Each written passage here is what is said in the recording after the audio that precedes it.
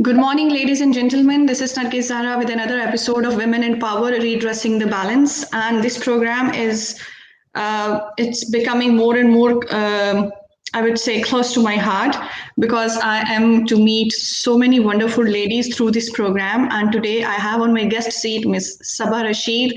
Thank you so much, Miss Sabah, for joining us. Thank you so much, Zara, for having me on the show. We are really honored, and you are my first guest for this year. So it's another, I think, thing which will be remarkable for the rest of the year, and it's, I think, So, it's a sign of blessing because I'm just looking at your profile and your social entrepreneurship and your activism. So my viewers, Miss Sabah, primarily she is an American attorney and she's been working as president of Montgomery County Muslim Foundation for last, I think, more than a decade now. yes. And she is a person who gets the job done, and this was told by one of her seniors, and I think it was true to the core. And she is also an alumni of George Washington University. She has her background of education and economy and law, and we are going to learn a lot from her energy and also from her knowledge today. So first of all, Ms. Sabah, for the sake of my viewers who are going to be introduced to you for the first time, so just introduce yourself, how the journey of law and economy started, and where came the philanthropy in your life. Well, Zara, this is a long story. I don't know whether you have time for that, but you've introduced me quite well. But briefly, I will tell you. I'm from Pakistan, and I was brought up there. I did my bachelor's, my master's in economics from there, did my law degree from there, and set up a non-profit right out of college called New Forum, which helped orphanages and we got a group of people together to mobilize resources to orphanages and retarded homes. So the journey started there. After my law degree, I worked with a firm, Zafar Law Associates, for some time before proceeding for my LLM to GW. And so after my LLM, I started working with some law firms, and I have some very prestigious law firms, and I've been now consulting for some time with them. So journey with from of the nonprofit has started a long time, long time back, right out of college. But now since 2008, I joined Montgomery County Muslim Foundation, and I've been very committed to their cause.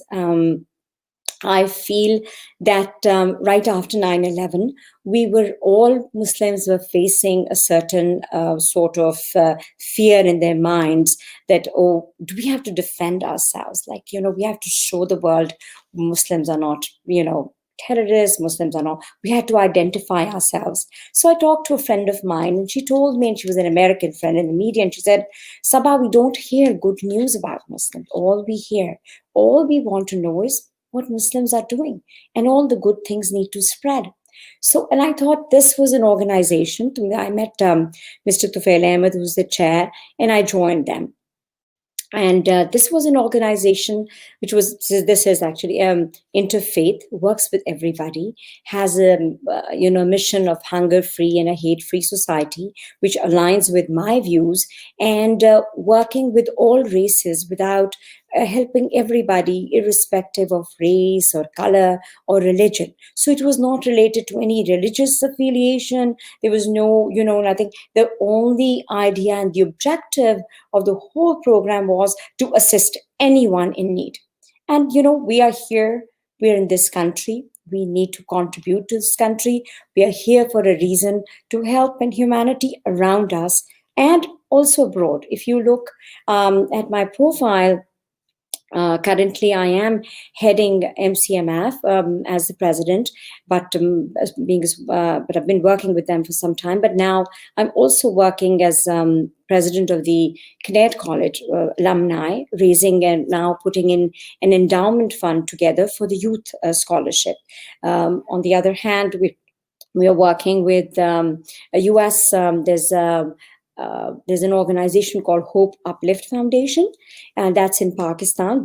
And I'm setting up microfinance and funding capabilities and resources for them in Pakistan, because they are doing an incredible work. They're number fifth charity in the country at this time.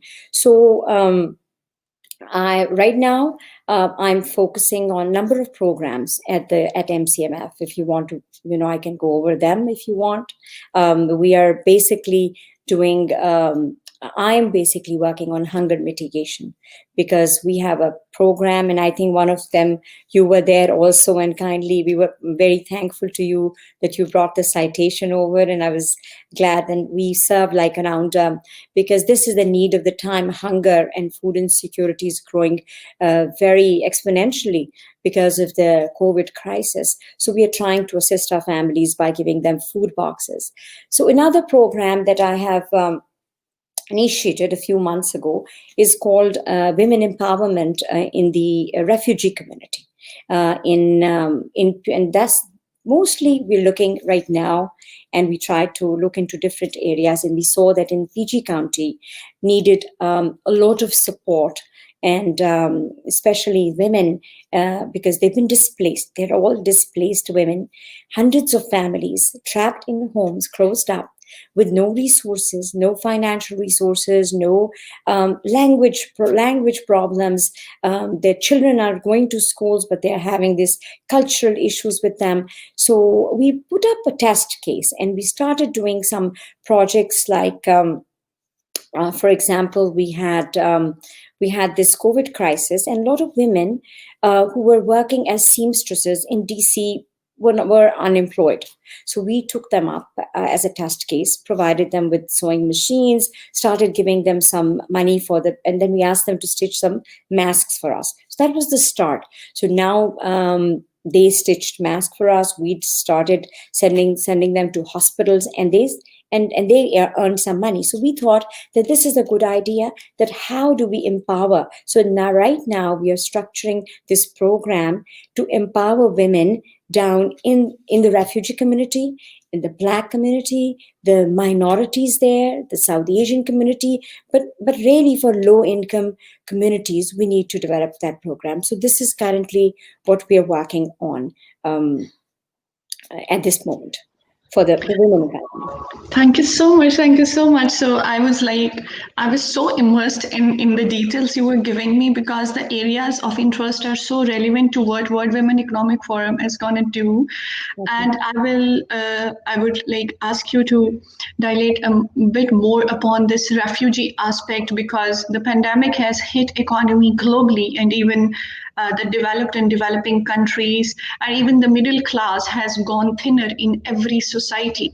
Yeah. And coming to the refugee communities who were already displaced and they were going through emotional and economic traumas, it went to some deeper problems. And yes, hunger is the first thing to be addressed, because you cannot teach hope, you cannot teach peace or development, or you cannot train an empty stomach that easily. And I think it's impossible.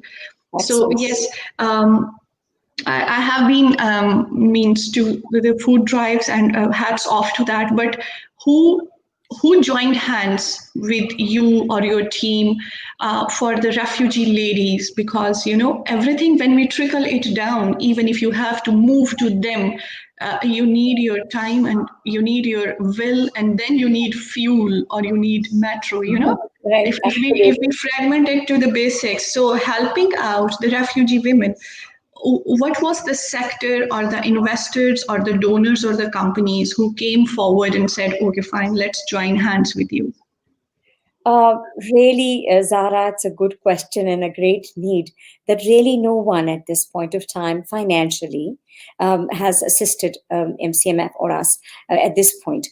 We are working with international organizations. I'm working with ECDC, I'm working with IRC. These are all international refugee agencies who are assisting us in providing us with data. And this data tells us, okay, these are the women, these are their profiles. what are they? We are assessing their critical needs according to what their situation is.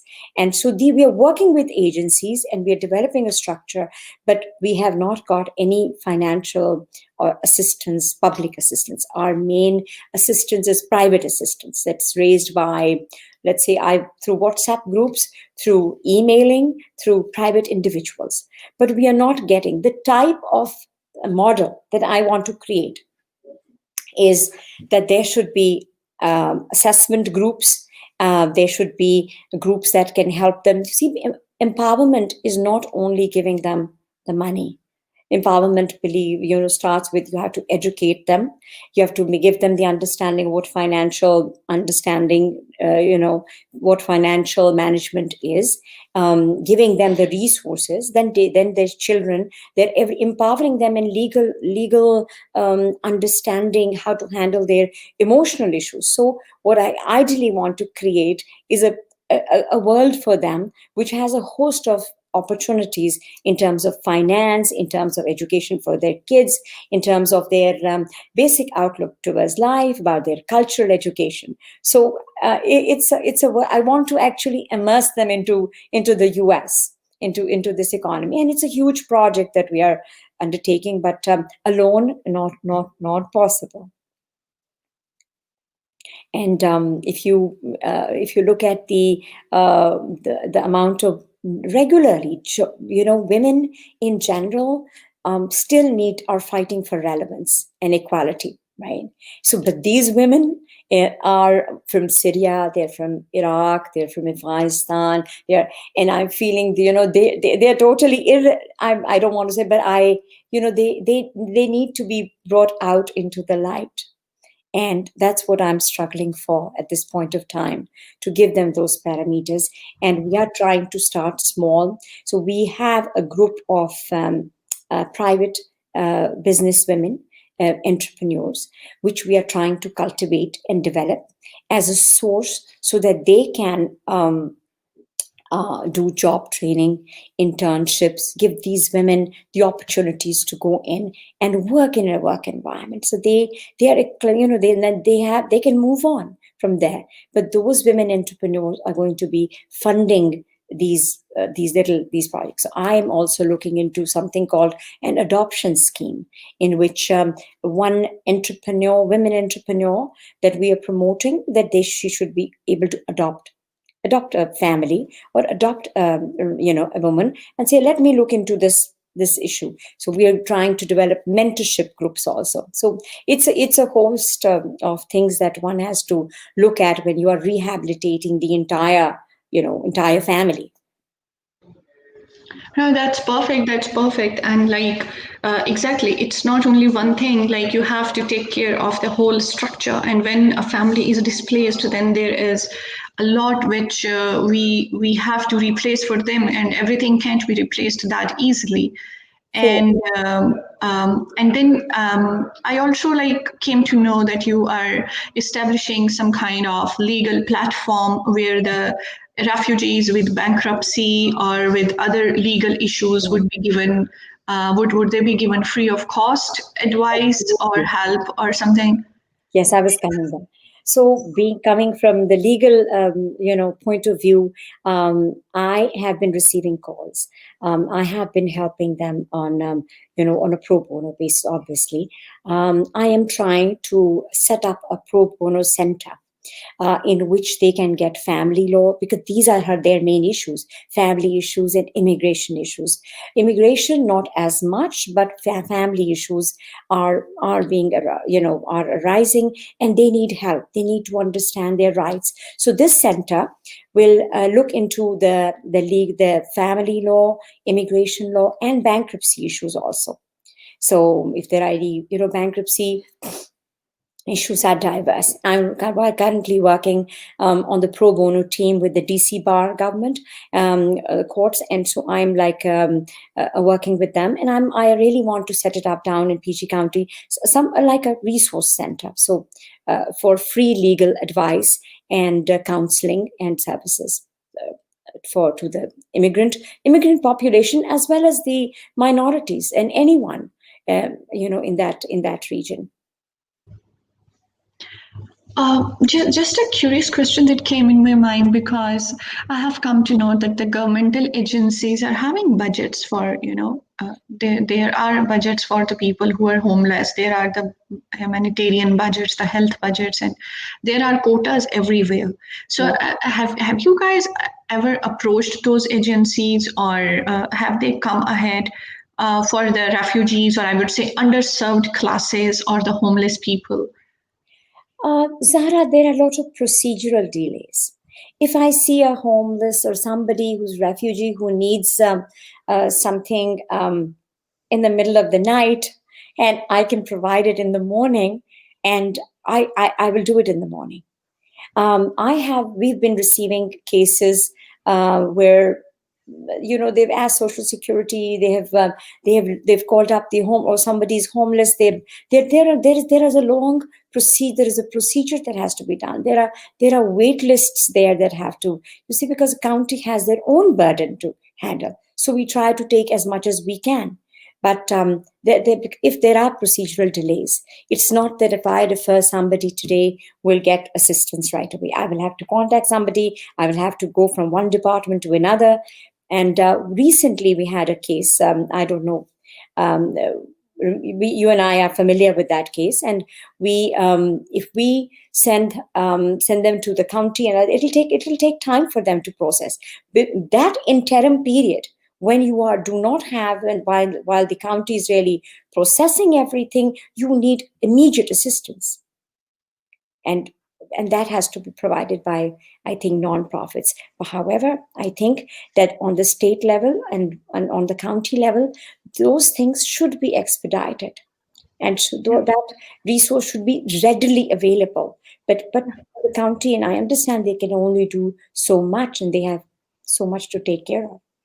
Yeah, I perfectly understand. And why did I raise that question? Because I had that recent case study in mind that was dealt, that was referred and dealt between us. Right. And what I had in mind, because when I was working on it, I came to know that county, because obviously the people in county are very vigilant and responsible, and maybe they have a longer established procedures for the things, and they know that there are more people than the budgets can address, and Right. they have established emergency funds which are given in proportion according to the demographics to each community centers. So Yeah. community center means here we are not like religious or that kind of communities. As such, we are more of regional communities, the Yeah. Asians, the South Asians, the Arabs, and the Africans. Right. Because America is largely a country of immigrants, and we all are living together harmoniously, and we have adopted the culture of democracy and freedom here. So, what surprised me was that talking in three counties, nothing to the county government. Every community center I contacted had emergency fund, but only, I would name Bano Abba came ahead and she said, okay, fine, I will do it in 24 hours. And she did it, because when there is a lady and she is in a foreign country with kids and homeless, like, so what would she do? Right. As you said that we would like to do that. So, well, thank you so much for your opinion on that. And last thing, what are your future plans with such a commendable, ambitious profile and a track? What are your future plans? Where do you see your WEF, your legal platform, your Hope Uplift in next 5 years? Do you connect all these three platforms somewhere also? Yes, I really want to have a center. I want to focus my future years, whatever, on women empowerment, and see how we can empower women, in the minorities section, and really have all sorts of, financing, capabilities for them, and also focus greatly on microcredit lending.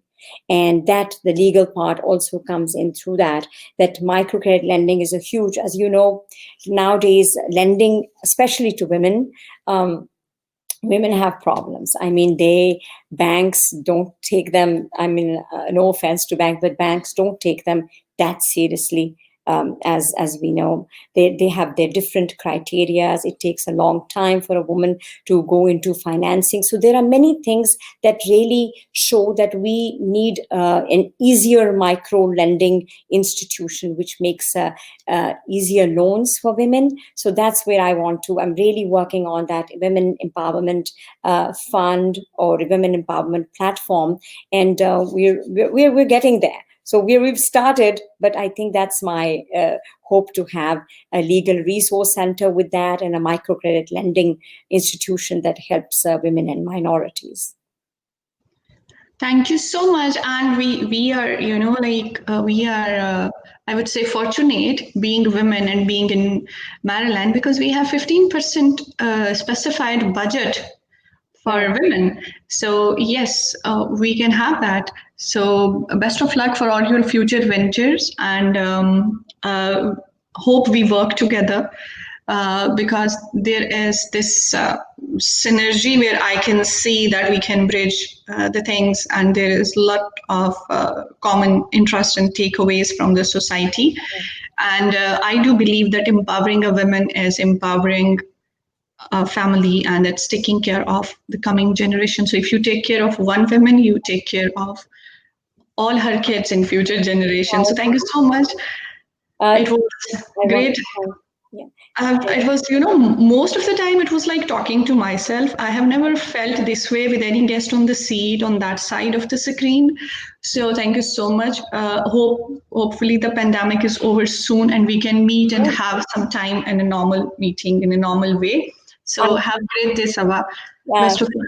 Thank you, Zara, and thank you, Channel 95 and Karni Saab and yourself for projecting and highlighting our issues.